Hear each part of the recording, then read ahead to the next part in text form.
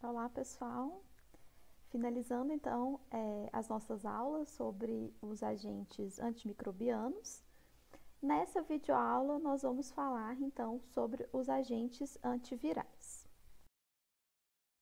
Relembrando, então, aí algumas características dos vírus, eles são agentes infecciosos pequenos, né? Eles estão ali na faixa de 20 a 30 nanômetros e, estruturalmente, eles são formados, né, pelo material genético. Então, os vírus, eles podem ser vírus de DNA ou de RNA. E esse material genético, ele está envolto, então, por uma capa proteica que é denominada capsídeo. Alguns vírus, eles ainda vão apresentar essa membrana externa, né? Essa capa lipoproteica externa, que é formada principalmente de glicoproteínas, que é chamada envelope. Então, os vírus envelopados, eles apresentam essa camada extra aí de glicoproteínas, que é o envelope. Então, né, vocês podem perceber que é uma partícula muito simples. É um material genético envolto em um capsídeo proteico e alguns ainda vão apresentar essa camada extra aí, né, no caso dos vírus envelopados. Importante que vocês, né, relembrem aí que os vírus, eles não apresentam sistema metabólico próprio. Então, né, para eles se replicarem, eles precisam, primeiramente, se ligar e penetrar a célula de um hospedeiro vivo, seja esse hospedeiro um animal, uma planta ou até mesmo, né, uma bactéria. E ele, então, vai utilizar esses processos metabólicos do hospedeiro para se replicar. Então, né, devido, né, a essa dependência aí de uma célula viva para ele se replicar, vocês já podem imaginar, então, o desafio no desenvolvimento dos fármacos antivirais. Uma vez, né, que a gente vai precisar suprimir, né, esses mecanismos que fazem a replicação dentro da célula, sem que a célula seja afetada. Então, o vírus está lá dentro da célula, usando a maquinaria da célula. Você precisa inibir essa maquinaria que é daquela célula, sem afetar aquela célula como um todo. Então, a gente vai ver como que isso é feito. Em relação à classificação dos vírus, eles podem ser classificados quanto ao tipo de material genético. Então, nós temos os vírus de RNA, né? Então, aí como exemplos, nós temos os retrovírus, né? Principal representante aí dos retrovírus, né? De importância aí, temos o HIV, temos também o influenza vírus, os vírus da hepatite A, C e D, o vírus da dengue, o vírus da raiva e também os coronavírus. Então, esses vírus aqui são vírus de RNA. E nós temos também os vírus de DNA, que como exemplos nós temos os herpes vírus, os adenovírus, os papilomavírus e também os vírus da hepatite B. Então, classificando os vírus, vírus de RNA e vírus de DNA, eles não possuem, né, os dois tipos de material genético ao mesmo tempo. Bom, pessoal, e aí, dependendo, né, do tipo de material genético, os vírus vão apresentar ciclos de vida diferentes.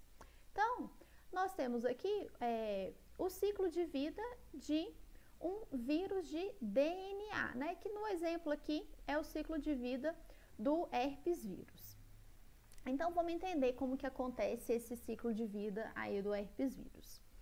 Né? O primeiro passo ali no ciclo de vida é a fixação do vírus na célula hospedeira. Né? Cada tipo de vírus, ele vai ter um mecanismo específico ali para se ligar, né, na célula hospedeira, para reconhecer aquela célula, né, que ele vai infectar. Então, diferentes receptores, diferentes mecanismos. Mas, né, todos eles vão precisar se fixar aí na célula hospedeira primeiramente.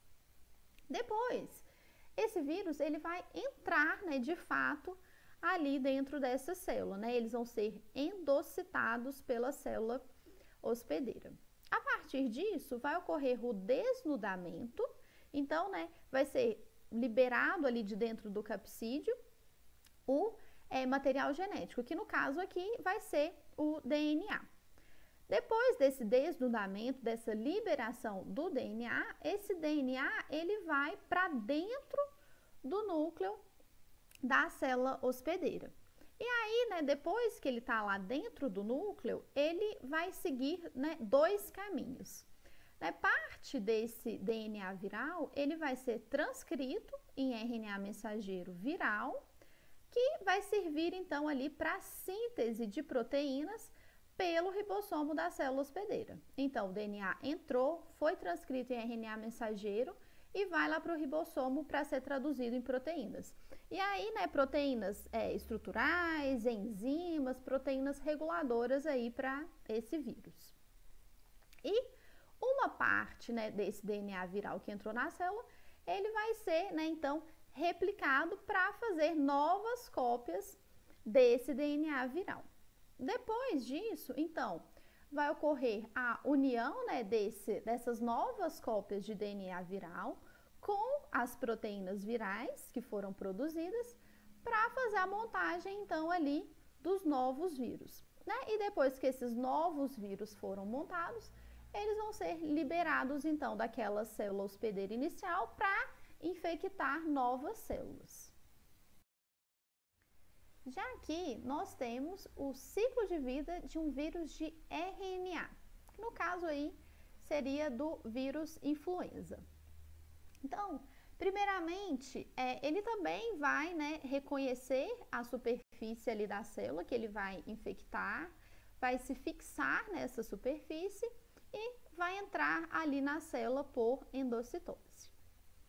Só que, diferente do que a gente viu lá para os vírus de DNA, ele não vai sofrer o processo de desnudamento imediato, né? Logo que ele entra da célula. Ele vai permanecer ali um tempo no endossoma, né? Dentro, né? Que ele foi endocitado, então ele fica ali um tempo no endossoma, sofrendo ali um processo de amadurecimento. Só depois desse processo de amadurecimento que vai ocorrer, então, o desnudamento e o RNA viral vai, então, entrar dentro do núcleo da célula hospedeira. Daí, esse RNA viral, ele também vai seguir dois caminhos. Né? Então, como ele já é RNA, né, ele já está na forma de RNA, ele, então, vai ser replicado, né, pela RNA polimerase, produzindo ali novas cópias de RNA, no caso RNA mensageiro, que serão utilizadas ali pelo ribossomo da célula hospedeira para ser traduzido então nas proteínas virais. E a outra parte do RNA, ele vai ser então copiado pela RNA polimerase, produzindo o que a gente chama de RNA complementar. E aí, para esse RNA complementar, ele formar uma cópia idêntica do RNA original, né, do vírus que entrou ali na célula, esse RNA ele vai ter que ser copiado novamente pela RNA polimerase, né? Lembre-se que o RNA ele é fita simples, então por isso que ele precisa dessa dupla etapa para formar uma fita idêntica ao RNA viral inicial. Então, e aí, posteriormente, né, vai unir esse RNA viral com as proteínas virais sintetizadas para, né, montar ali os novos vírus que vão ser liberados e estarão prontos para infectar novas células. Um outro tipo de ciclo de vida que nós temos é o ciclo de vida dos retrovírus, que são vírus de RNA que convertem, né, esse RNA a DNA antes de serem replicados. Então, exemplo importante dos retrovírus é o HIV. Então, como que acontece esse ciclo de vida dos retrovírus? O início ali é bem semelhante com o que a gente já viu aí dos vírus, dos ciclos de vidas que a gente já viu, né, dos ciclos de vidas anteriores. Então, o retrovírus ele vai reconhecer a célula a ser infectada, vai se fixar nessa célula e vai ser endocitado para dentro dessa célula. Vai ocorrer então o processo de desnudamento, então o material genético dele ali vai ser exposto, né, que no caso é o RNA viral. Esse RNA viral, então, ele vai ser convertido em DNA pela ação da transcriptase reversa. Então, a transcriptase reversa vai converter RNA viral em DNA viral. Esse DNA viral, ele vai ser então, né, ele vai entrar dentro do núcleo da célula hospedeira e vai ser integrado ao DNA dessa célula hospedeira pela ação da enzima integrase. Então, a integrase, ela vai fazer essa ligação, né, desse pedacinho aí de DNA viral no DNA hospedeiro. A partir daí, né, utilizando a maquinaria ali do hospedeiro, esse DNA viral, ele vai ser então transcrito em RNA mensageiro, vão ser então formadas as proteínas virais, um novo vírus então vai ser montado. Esse novo vírus montado então vai ser liberado aí pela célula hospedeira, estando pronto para infectar novas células. É importante, né, que vocês saibam, né, esses ciclos de vida dos vírus, uma vez que vários desses pontos dos ciclos, eles vão ser alvos então dos fármacos antivirais. Então vamos começar a falar aí desses fármacos. Então vamos começar aí falando dos antirretrovirais. Quando a gente fala dos fármacos antirretrovirais, a gente está falando principalmente dos fármacos utilizados na terapia anti-HIV. Então, nos fármacos utilizados para o tratamento aí da infecção pelo HIV. E nós teremos 4 pontos principais de ação desses fármacos. Nós vamos ter os fármacos que são inibidores da fusão, então eles inibem a entrada ali do vírus na célula. Nós temos os inibidores da transcriptase reversa, então eles inibem, né, essa transformação do RNA viral em DNA. Nós temos os inibidores da integrase, então eles inibem a integração desse DNA viral, né, que foi produzido a partir do RNA, a integração, né, dele no DNA da célula hospedeira. E a gente também tem os inibidores de proteases. A gente vai ver com mais detalhes, mas quando as proteínas dos vírus elas são produzidas muito grandes, elas precisam ser quebradas, clivadas para produzir proteínas funcionais. Então, a gente vai ter inibidores dessas proteases que vai então impedir essa formação de proteínas funcionais. A gente vai detalhar cada um desses pontos aí. Então, primeira classe dos agentes antirretrovirais que nós vamos ver são os inibidores da transcriptase reversa. Então, são os inibidores daquela enzima que converte RNA em DNA. E, né, dentro dessa classe, nós teremos os inibidores nucleosídeos, ou, né, análogos de nucleosídeos, e também os não nucleosídicos, ou não análogos a nucleosídicos. Então, falando aí primeiro, né, dos inibidores da transcriptase reversa não nucleosídicos. Então, né, como o próprio nome já fala, eles não têm similaridade ali com os nucleosídeos. Então, eles não se ligam ao sítio ativo da transcriptase reversa. Eles vão se ligar, né, a um sítio alostérico da transcriptase reversa. Essa ligação, né, a esse sítio alostérico, ela impede, né, ela altera ali a conformação da transcriptase reversa, impedindo a sua ação. Então, né, ela vai, né, a partir dessa alteração da conformação, impedindo então a transcriptase reversa de agir, ele inibe a produção do DNA a partir do RNA viral. E como exemplo aí de fármacos inibidores da transcriptase reversa não nucleosídeos, nós temos o efavirenz e a nevirapina. Então, né, tá aí a estrutura desses inibidores da transcriptase reversa não nucleosídeos. Vocês podem ver aí pelas estruturas que eles realmente, né, não têm semelhança estrutural com os nucleosídeos. É importante que eles não inibem a DNA polimerase humana, então, né, eles apresentam essa seletividade aí de ação, que é importante, né, para que eles não sejam tão tóxicos assim para o nosso organismo. E em relação, né, ao espectro de ação, eles são ativos apenas contra o subtipo 1 do vírus HIV, né? Esse, né, subtipo HIV tipo 1, ele é o mais comum aí em circulação, né? Existe o outro subtipo, que é o HIV2, mas ele é mais frequente lá na África Ocidental. Então, essas são as características importantes aí desses inibidores não nucleosídicos, que é a nevirapina e o efavirenz. Já os inibidores da transcriptase reversa análogos a nucleosídeos, eles, né, pela similaridade estrutural, eles acabam sendo incorporados ali na molécula de DNA que está sendo formada, né? Então, a transcriptase reversa, ela não vê essa diferença entre o análogo nucleosídeo e o nucleosídeo de fato. Então, ele é incorporado ali na cadeia, mas como ele não é um nucleosídeo, essa produção, essa síntese aí do DNA, ela acaba sendo bloqueada pela presença desse análogo lá na fita que está sendo formada. Um exemplo aí dos inibidores de transcriptase reversa análogos de nucleosídeos, nós temos a zidovudina, que é, né, bem conhecida aí também como AZT.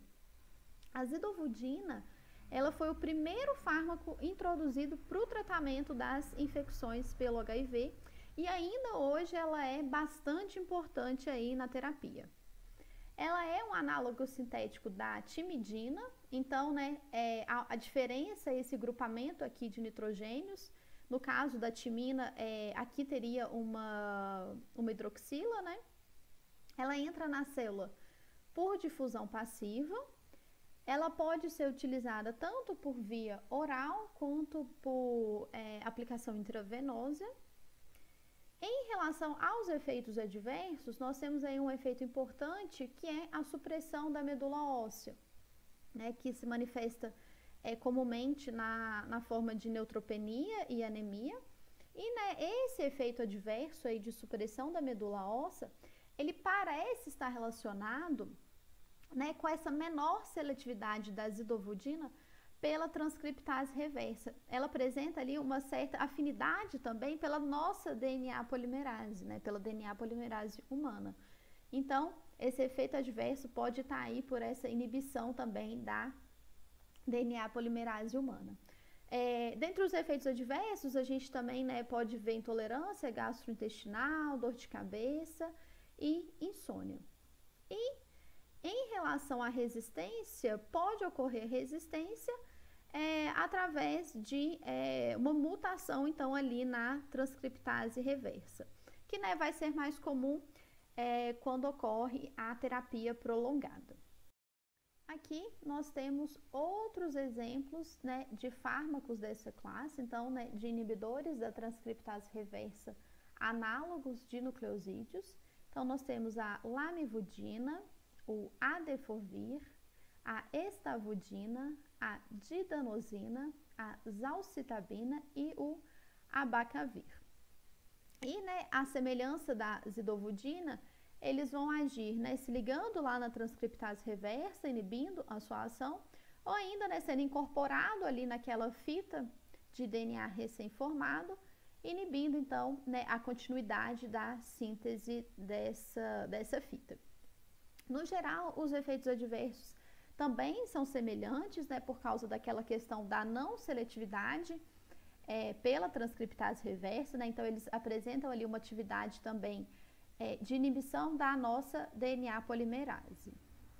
E só uma observação aí para vocês, a lamivudina e o adefovir, eles também são ativos contra os vírus da hepatite B, porque eles também apresentam essa atividade de inibição da DNA polimerase desse vírus.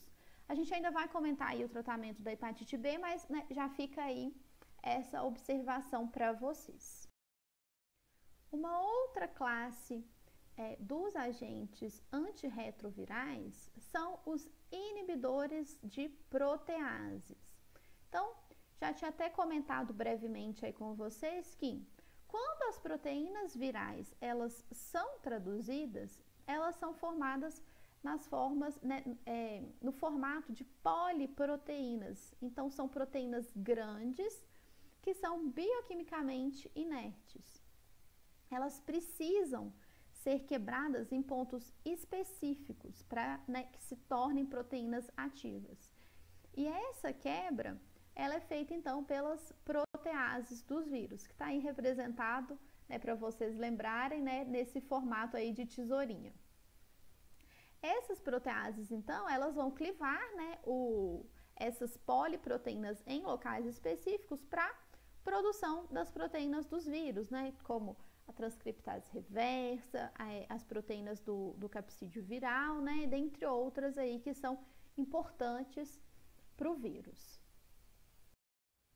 Nós temos aqui, então, alguns representantes desses inibidores de proteases. Então, nós temos o saquinavir, o neofinavir, o indivavir, o ritonavir e o amprenavir. Né? Percebam que todos eles possuem essa estrutura aí em destaque que se parece muito com a ligação peptídica. Então, né, essa estrutura ela vai enganar a protease viral. Quando a protease viral ela encontra essa estrutura, ela então vai tentar quebrar essa estrutura aqui, ao invés de ir lá quebrar as poliproteínas virais, né, para formar as proteínas funcionais. Então, ao invés de agir onde ela tem que agir, ela vai vir aqui no fármaco, então não vai formar as proteínas ativas. Os efeitos adversos, eles são comuns aí para todos os inibidores de proteases, né? Incluem alterações no trato gastrointestinal, né? Então, náuseas, vômitos, dor abdominal, alterações sanguíneas, né? Às vezes na forma de anemia, às vezes na forma de neutropenia.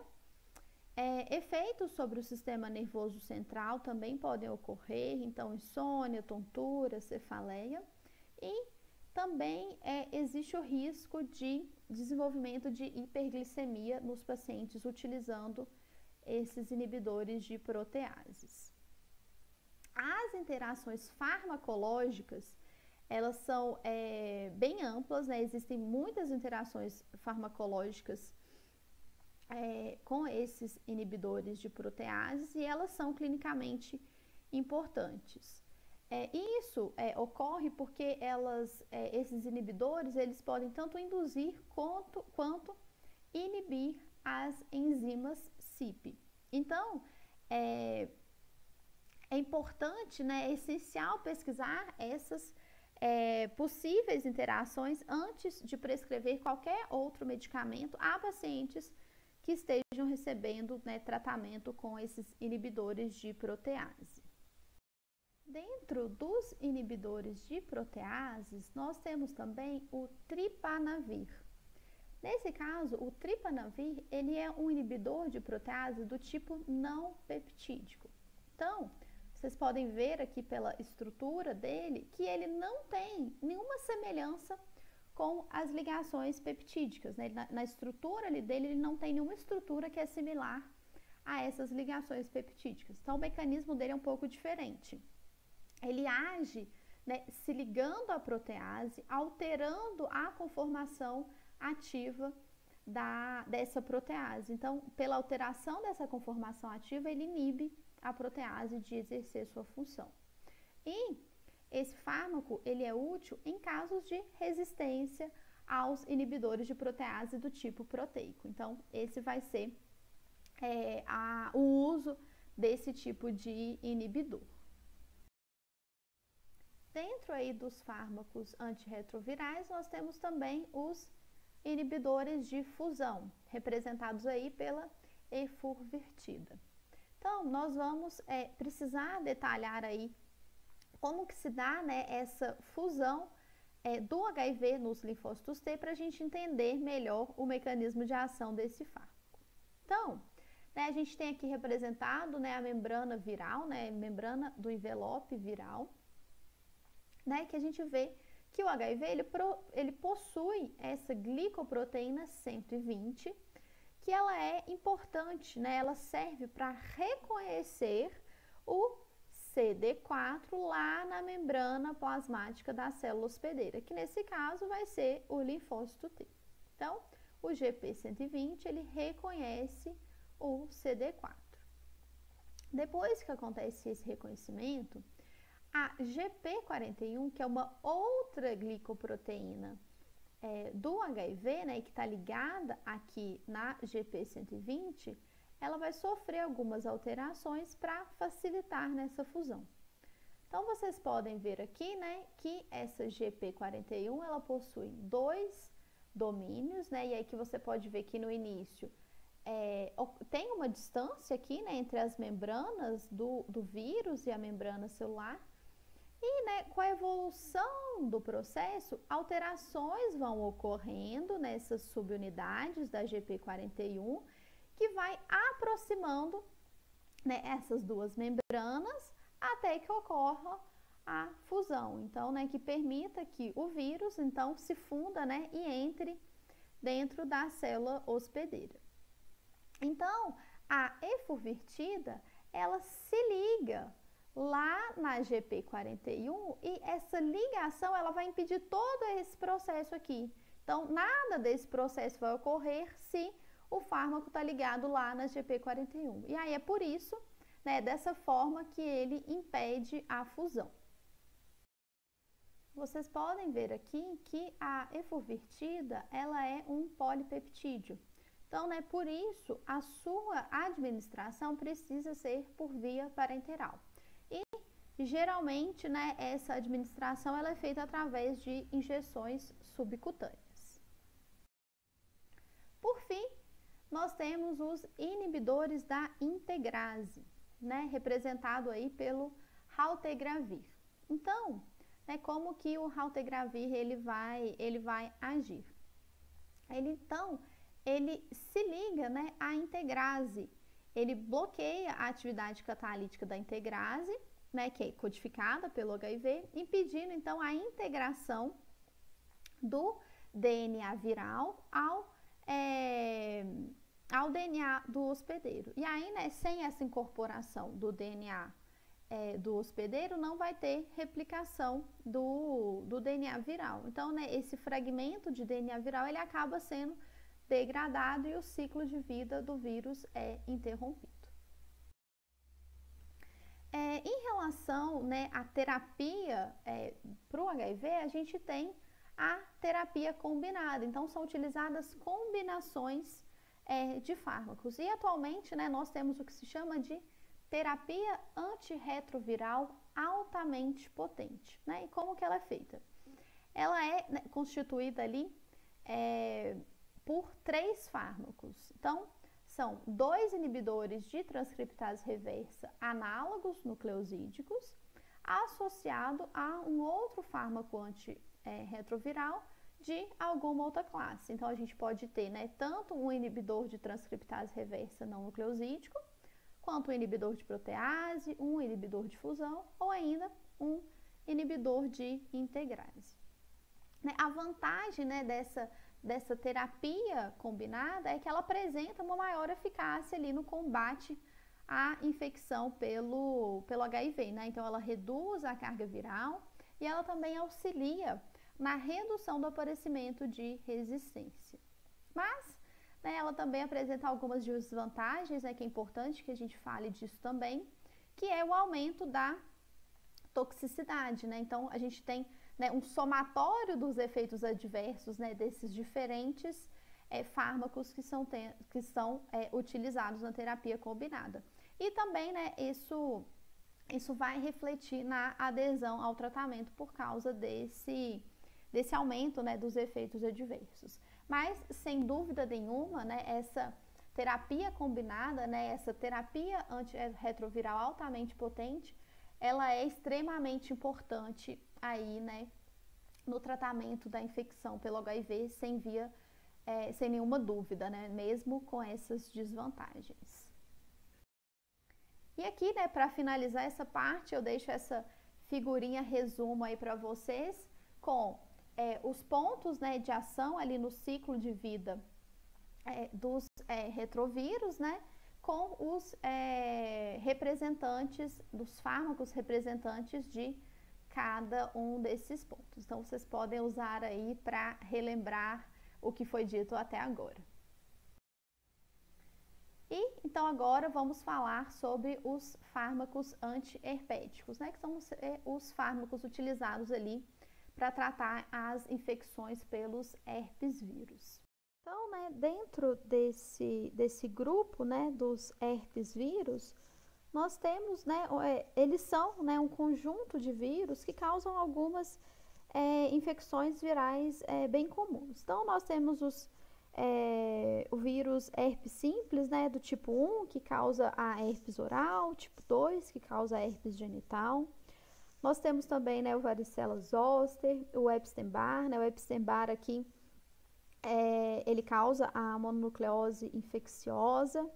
O citomegalovírus, né, que causa algumas infecções mais sérias em recém-nascidos e também pessoas com o sistema imunológico enfraquecido.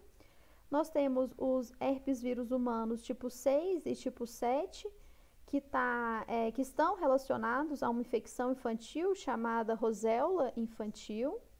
E nós temos os herpes vírus humanos tipo 8, que, né, estão relacionados com alguns tipos de câncer, como sarcoma de Kaposi e também alguns tipos de linfoma, também em pessoas com o sistema imunológico enfraquecido, né, como as pessoas com AIDS.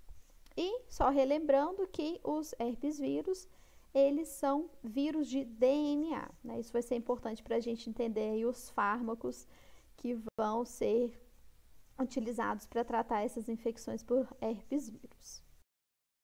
A primeira classe dos agentes antiherpéticos é a classe das uridinas, que agem pela inibição da DNA polimerase. As uridinas, elas são análogos da timidina. Então, vocês podem ver aqui, né, a estrutura da timidina e aqui, né, a estrutura, né, as estruturas possíveis das uridinas. Vocês podem perceber, né, que a variação principal se dá aqui pelo grupo R. Detalhando, então, o mecanismo de ação das uridinas, vamos usar como exemplo o mecanismo da hidroxiuridina, que é o principal representante desse grupo aí de fármacos. A hidroxiuridina, ela entra na célula infectada e, né, quando ela já está lá dentro da célula infectada, ela vai ser transformada por essa enzima aqui, a timidina quinase viral. Então, essa primeira etapa, ela já vai dar uma certa seletividade de ação, porque só as células infectadas é que vai ter essa timidina quinase viral, né? Porque, como o próprio nome já diz, ela é uma enzima viral, ela é uma enzima produzida pelo vírus. Se a célula não está infectada, a hidroxiuridina, ela não vai ser transformada, então ela não vai apresentar esse mecanismo de ação. Então, depois, né, da transformação pela timidina quinase viral, a hidroxiuridina ela é transformada em trifosfato de hidroxiuridina. Esse trifosfato de hidroxiuridina, ele vai se ligar na DNA polimerase, né, porque a DNA polimerase, ela acha que esse composto aqui, ele é um nucleotídeo. Então, ele impede que a DNA polimerase, ela incorpore um nucleotídeo de verdade ali durante a replicação do DNA viral. Então, esse é o mecanismo de ação. Pode acontecer também desse falso nucleotídeo aí, né, do trifosfato de hidroxiuridina, ele ser incorporado a essa fita de DNA que está sendo sintetizada, mas dar origem a proteínas defeituosas posteriormente. Então, esse é o mecanismo de ação, né, aqui representado para hidroxiuridina, mas ele é um mecanismo de ação geral para todas todas as uridinas. Também agindo, né, pela inibição da DNA polimerase, nós temos o aciclovir, né, que é um fármaco bastante importante aí para o tratamento das infecções por herpes vírus.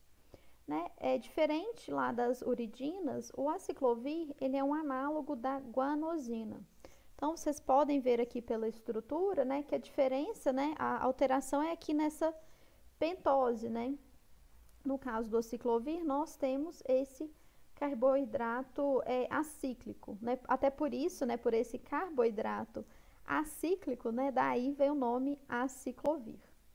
Ele é bastante utilizado para o tratamento, né, das infecções por herpes simples e também pelas infecções pelo varicela zoster. Isso, apesar, né, dele ter um espectro de ação, né, para todos os herpes vírus, sua afinidade é maior pela DNA polimerase desses vírus, né? Lembrem-se que alguns vírus, eles apresentam ali algumas enzimas próprias importantes, né, para replicação, né, que é o caso dos herpes vírus que apresentam DNA polimerase própria. E ainda, né, o aciclovir, ele apresenta também uma afinidade ainda menor pela DNA polimerase humana. Ele está disponível aí, né, para utilização por via oral, apesar da sua biodisponibilidade, né, pela via oral ser bastante baixa, e também está disponível para utilização para uso tópico. Detalhando aqui também, né, um pouco, né, do mecanismo de ação do aciclovir, vai ser um pouco semelhante, né, com as uridinas, né? Ele também vai entrar na célula infectada e ele vai ser transformado até, né, a produção ali do trifosfato de aciclovir.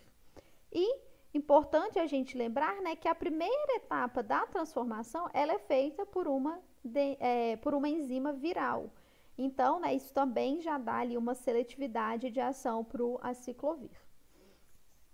Esse, né, então, trifosfato de aciclovir, que vai ser a espécie ativa, então, do aciclovir, ele vai ser captado pela DNA polimerase,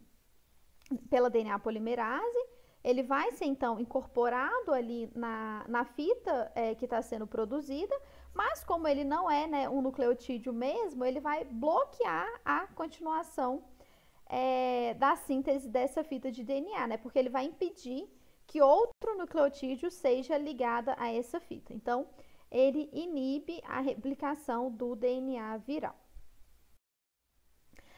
Ao longo do tempo, né, depois do aciclovir, outros fármacos semelhantes, eles foram desenvolvidos tanto para melhorar as suas características farmacocinéticas, como também, né, algumas características farmacodinâmicas. Então, a gente tem, né, aí, por exemplo, o valaciclovir, né, que ele é um profármaco do aciclovir com uma biodisponibilidade oral, né, ali aproximadamente 5 vezes maior do que a biodisponibilidade do aciclovir.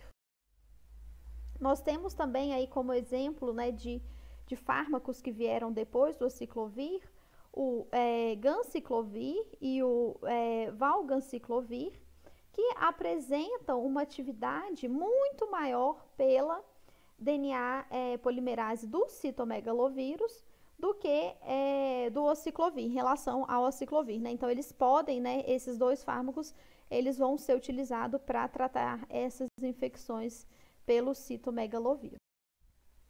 A gente tem também aí, né, vale ser ressaltado, o penciclovir e o fanciclovir, né? O fanciclovir, ele é um profármaco do penciclovir, né? Então, ele é bem absorvido pela via oral, né? E aí, logo em seguida, ele é modificado por uma esterase e uma oxidase, produzindo o penciclovir.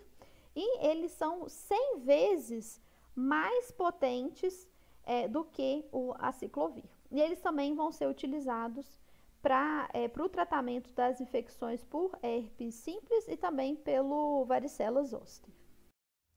Por fim, dentro desses fármacos utilizados para tratar as infecções por herpes vírus, nós temos o foscarnet. Diferente dos outros fármacos aí, né, que a gente acabou de discutir, ele não é um análogo nucleosídico. Ele é um pirofosfato inorgânico, vocês podem ver a estrutura do foscarnet aqui.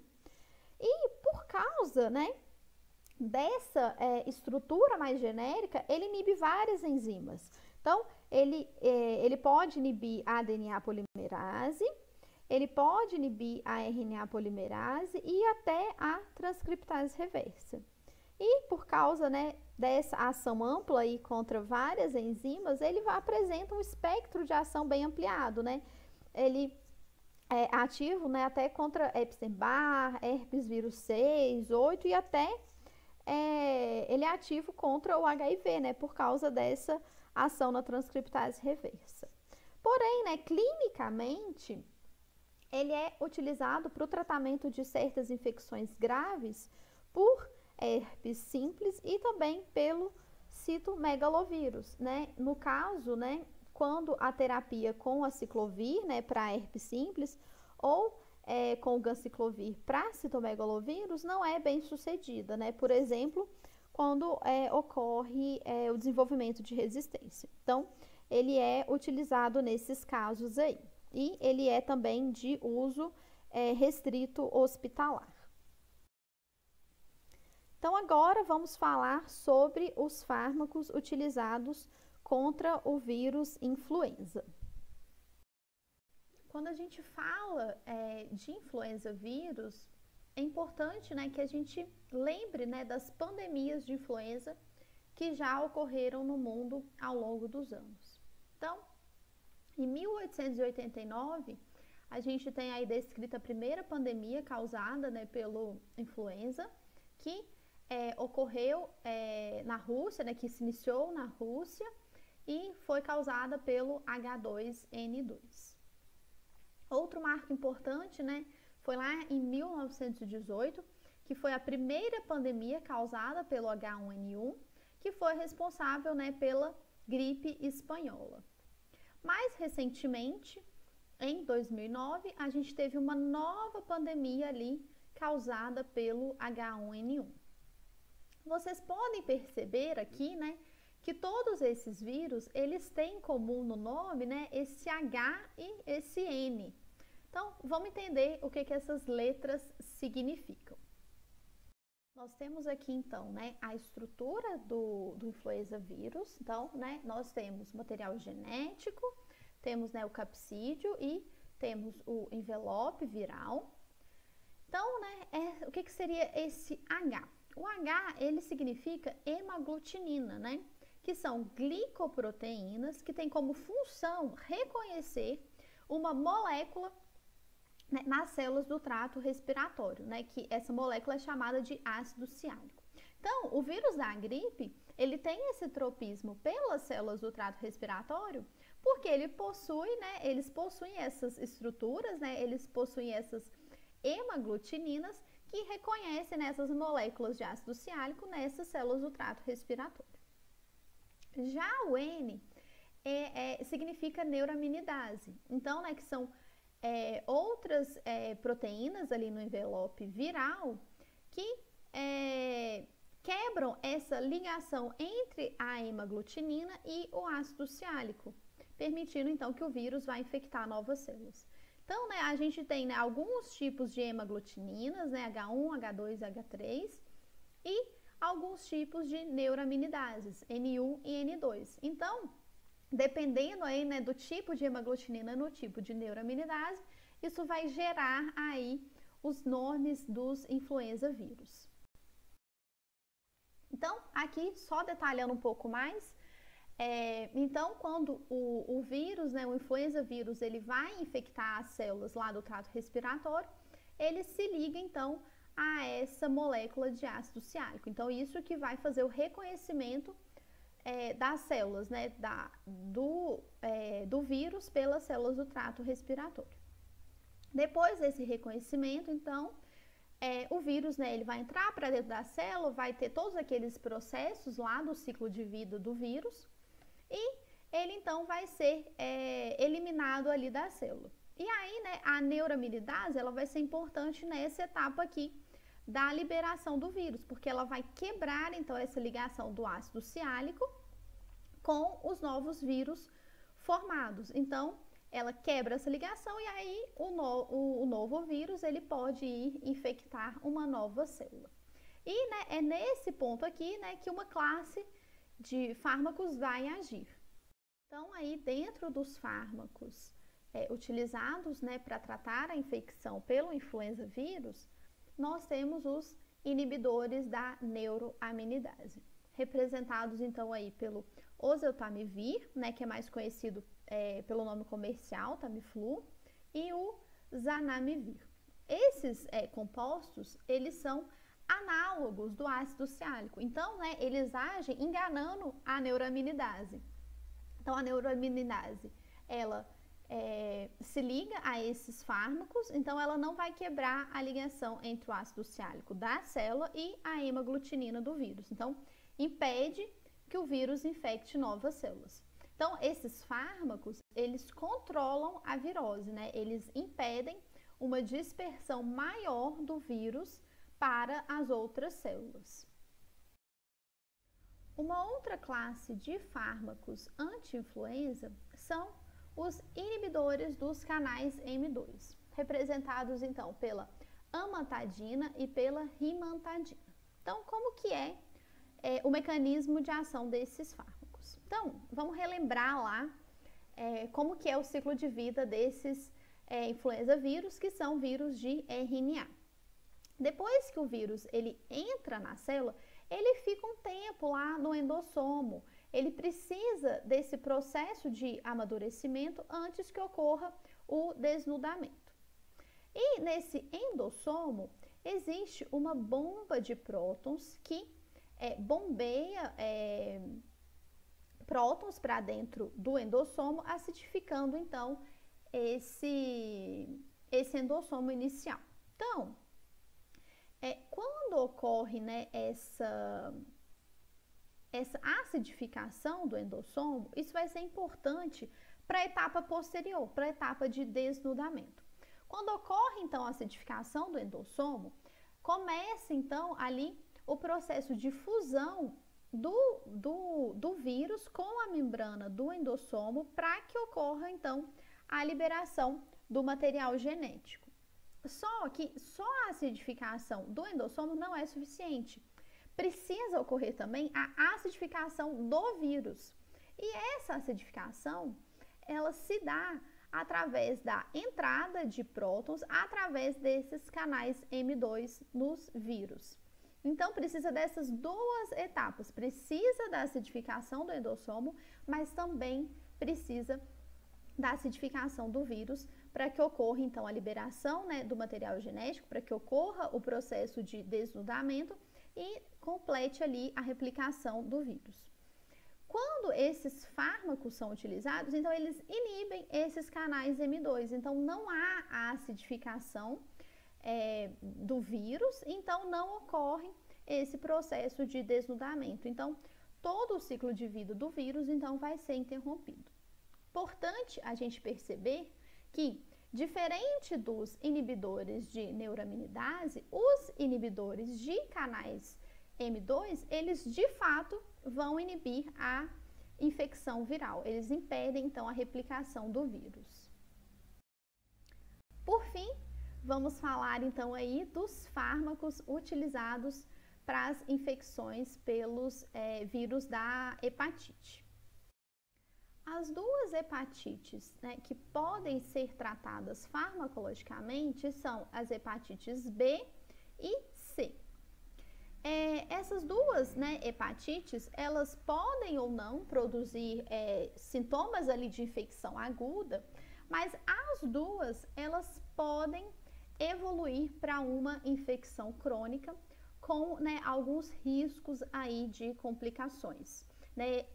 As pessoas infectadas com, né, o vírus da hepatite B ou vírus da hepatite C, elas correm o risco aí, então, de evoluir para cirrose, para insuficiência hepática e até para o carcinoma hepatocelular.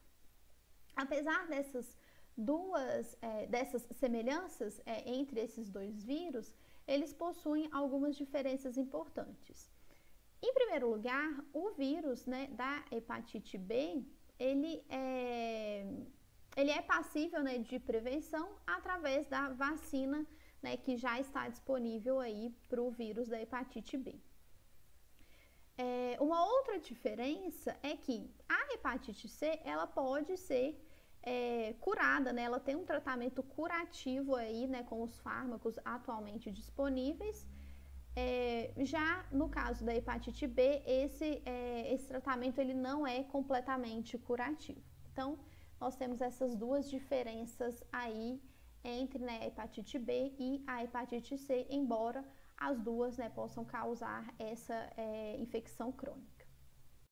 Em relação aos fármacos utilizados, né, no tratamento dessas hepatites, para o tratamento da hepatite B é utilizado o interferon alfa e também pode ser utilizado a lamivudina e o adefovir, que, né, nós já até falamos deles quando a gente falou dos fármacos antirretrovirais, então a gente não vai detalhar eles aqui novamente, mas só relembrando que o mecanismo de ação deles se dá pela inibição da DNA polimerase dos vírus da hepatite B.